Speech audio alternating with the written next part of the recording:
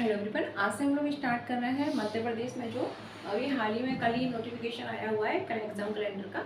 तो उसमें दिया हुआ है कि प्राथमिक शाला शिक्षक जो पात्रता परीक्षा है, ठीक है, जिसको हम प्री भी बोल सकते हैं एक तरीके से, क्योंकि इसके बाद एक और एग्जाम होता है और उसको पास करने पर फिर आपकी अगर देखें तो भर्ती होती है, ठीक है, प्राथमिक शिक्षक के तौर पर।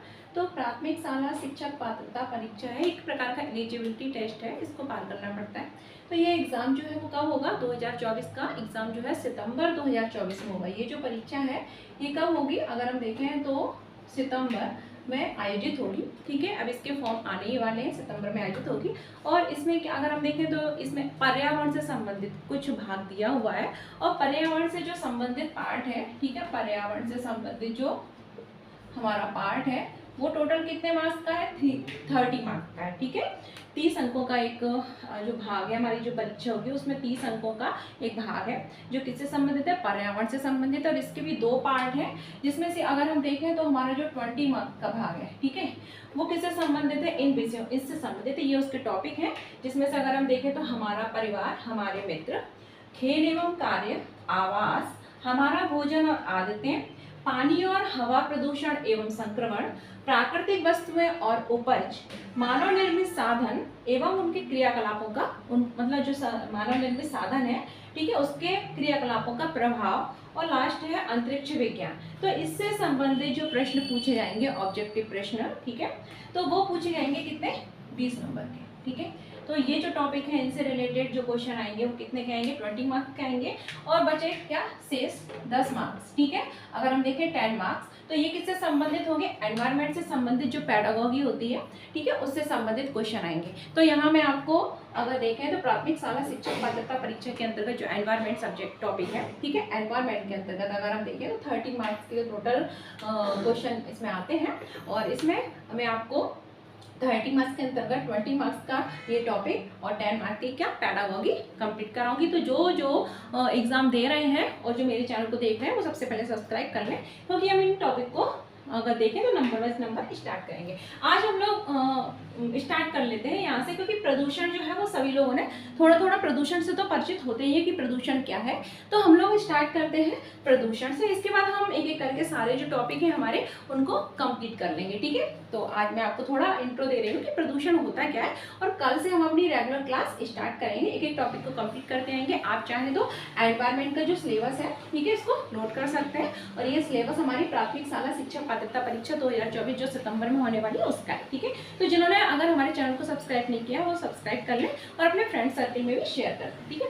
तो आज हम लोग स्टार्ट करेंगे क्या, प्रदूषण। और प्रदूषण में भी हमको क्या पढ़ना है, हम पहले ये देखेंगे कि प्रदूषण क्या है, ठीक है, प्रदूषण फैलाने वाले कारक जो है वो क्या है, प्रदूषण कितने प्रकार का होता है, प्रदूषण निवारण के लिए किए गए सरकार द्वारा क्या प्रयास किए गए हैं, और फिर मेनली हमको पढ़ना क्या है, हमको 2 प्रकार के प्रमुख प्रदूषण के बारे में पढ़ना है, जिसमें से एक है हमारा अगर देखें तो पानी यानी जल प्रदूषण, और दूसरा क्या है, हवा प्रदूषण यानी वायु प्रदूषण, ठीक है।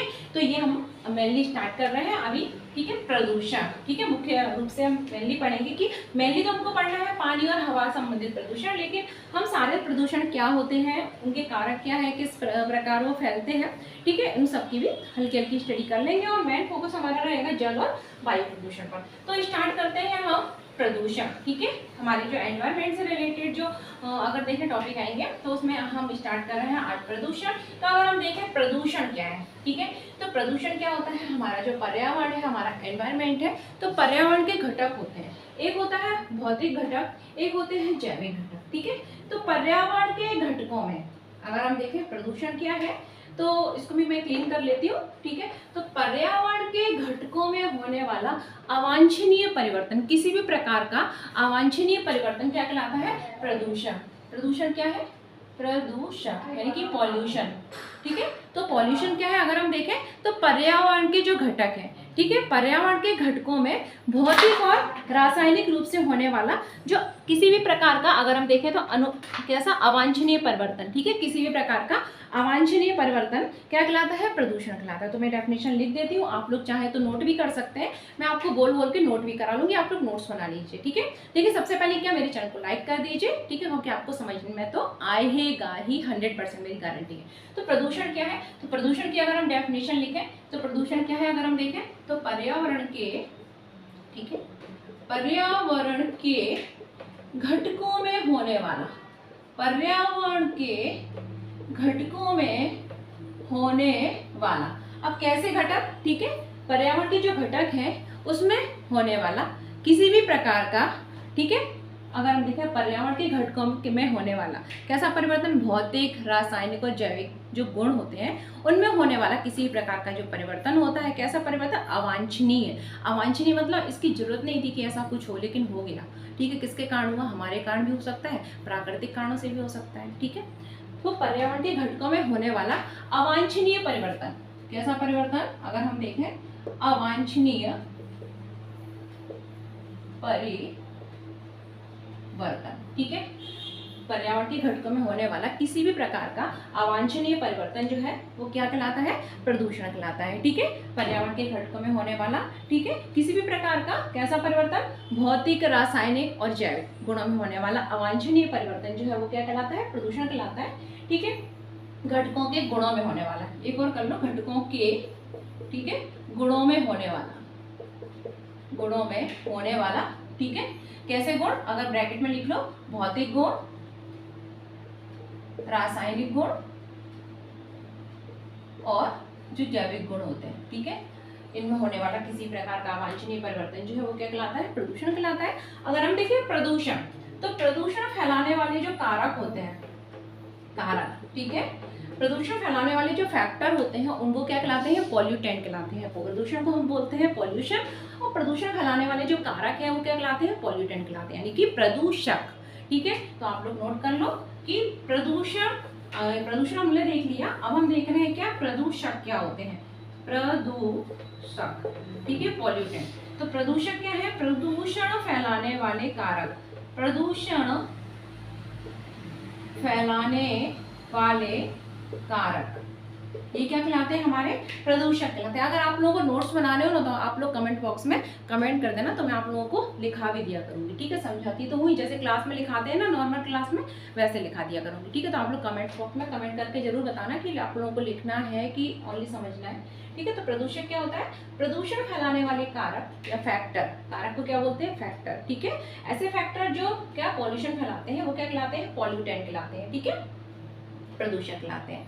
अब अगर हम देखें प्रदूषण कितने प्रकार का होता है, तो प्रदूषण कई प्रकार का होता है, प्रदूषण के प्रकार, ठीक है, कई प्रकार का होता है। मेनली हमको क्या पढ़ना है, जल प्रदूषण और वायु प्रदूषण, air pollution and water pollution, ठीक है। तो प्रदूषण कई प्रकार का होता है। अगर हम देखें तो वायु, ठीक है, अगर हम देखें हमारी जो वायु है, हवा है, तो वायु में जो उसके जो गुण हैं, ठीक है, उनमें होने वाला किसी प्रकार का भौतिक, रासायनिक, जैविक परिवर्तन जो होता है वो क्या कहलाता है, प्रदूषण कहलाता है।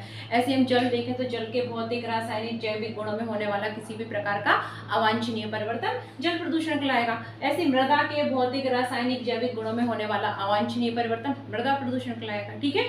तो प्रदूषण कई प्रकार के होते हैं, एक हम पढ़ रहे हैं जिसको हम बोलते हैं क्या, वायु प्रदूषण, ठीक है, एयर पॉल्यूशन, वायु प्रदूषण। दूसरा अगर हम देखें जल प्रदूषण,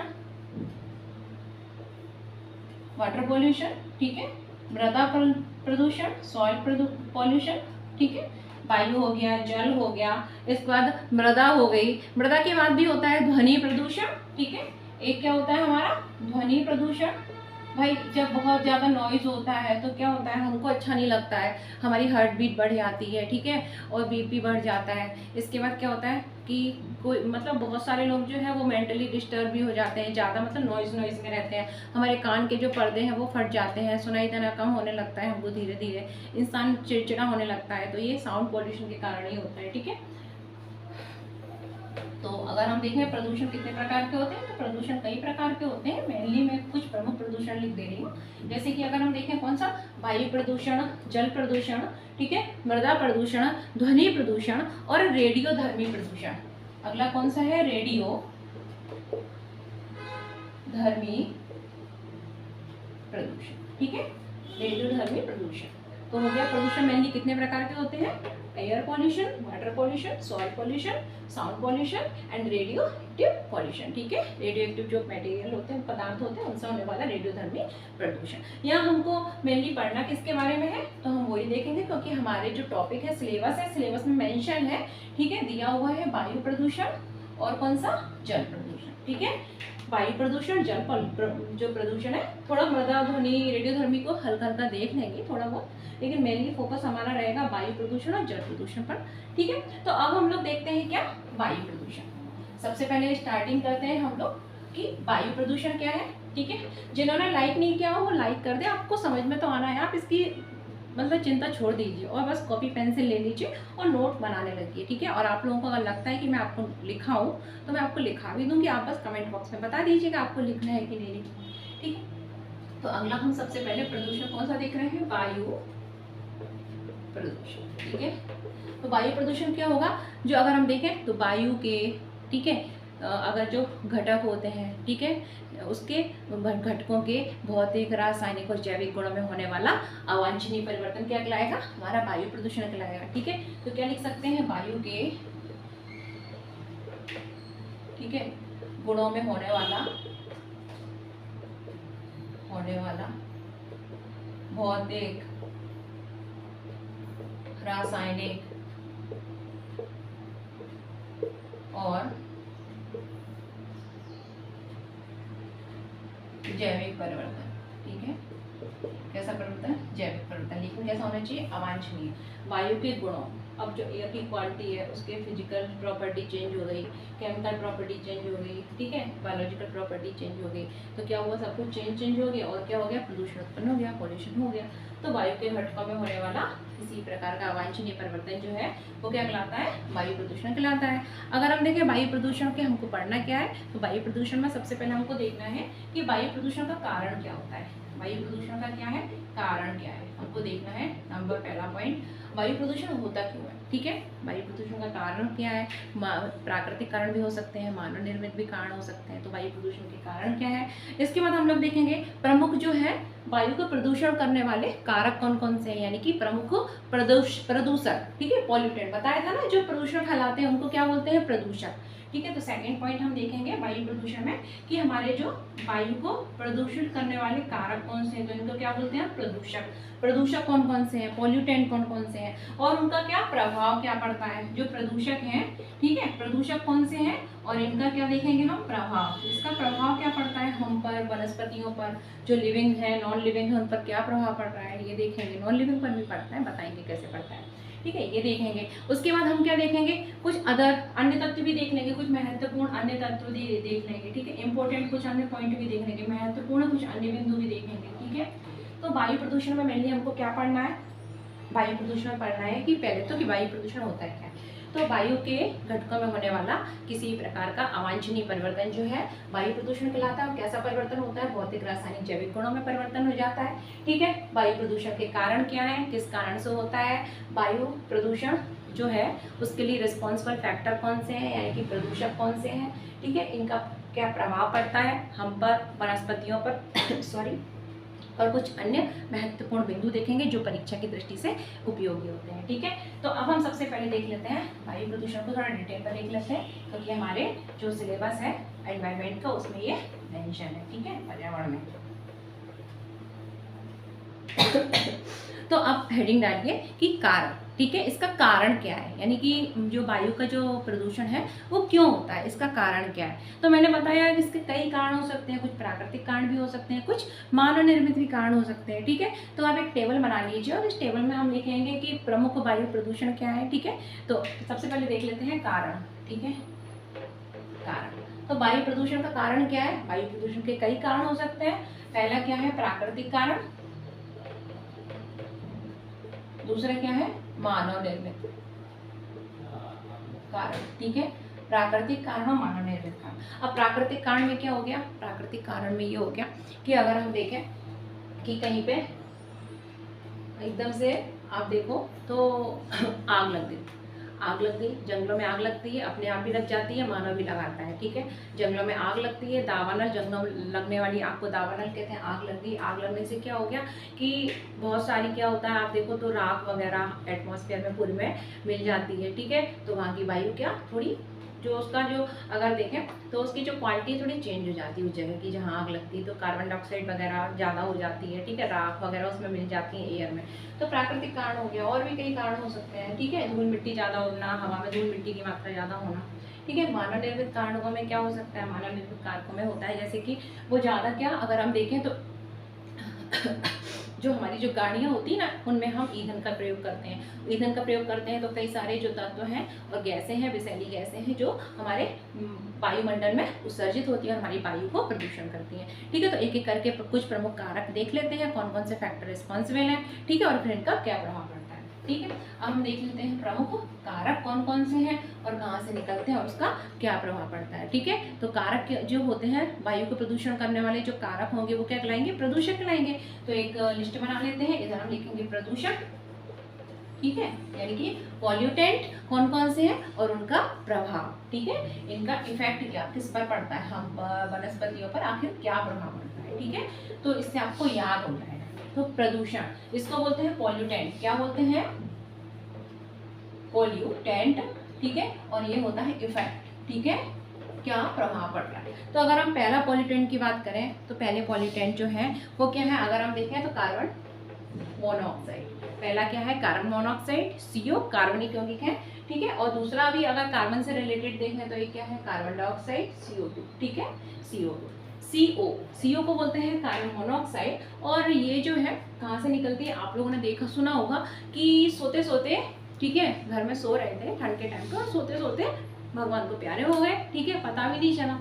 तो ये किसके कारण होता है, ये जो एक विषैली गैस होती है कार्बन मोनोऑक्साइड, इसके कारण होता है, इसको CO बोलते हैं कार्बन मोनोऑक्साइड। अब क्या होता है कि आपने देखा होगा ठंड के टाइम पे हम अक्सर क्या करते हैं, कोयले को जलाते हैं और कोयले को जला के रात में अपने घर में रख लेते हैं, ठीक है। जिनके यहाँ हीटर होते हैं बात अलग है, इलेक्ट्रिक हीटर, नहीं तो बहुत सारे बेचारे लोग ऐसे हैं गरीब लोग जिनके पास इलेक्ट्रिक हीटर नहीं हो, तो वो क्या करते हैं कोयले को जलाते हैं, तापते हैं ठंड में, बढ़िया अपनी ठंड भगाते हैं और रात में जब वो सोते हैं तो उसको अंदर रख लेते हैं और खिड़की दरवाजे बंद कर देते हैं। उसके बाद क्या होता है, वो सो जाते हैं, खिड़की दरवाजे भी बंद होते हैं और जो उन कोयलों से कौन सी गैस निकलती है, कार्बन मोनोऑक्साइड निकलती है, CO निकलती है। और ये कार्बन मोनोऑक्साइड जो है ये हमारे ब्लड में मिल जाती है, ठीक है। और ब्लड में मिलने पर क्या होता है कि ऑक्सीजन जो है वो हमारे हीमोग्लोबिन से नहीं जुड़ पाती और इसकी जो क्षमता है वो हीमोग्लोबिन से कई गुना ज़्यादा होती है, उससे लगभग 200 की गुना ज़्यादा होती है और ये हीमोग्लोबिन से ऐड हो जाती है, जुड़ जाती है और ऑक्सीजन की मात्रा कम होने लगती है, ठीक है। और व्यक्ति जो है वो सोते सोते ही भगवान को प्यारा हो जाता है। तो आप ऐसी गलती कभी मत करिएगा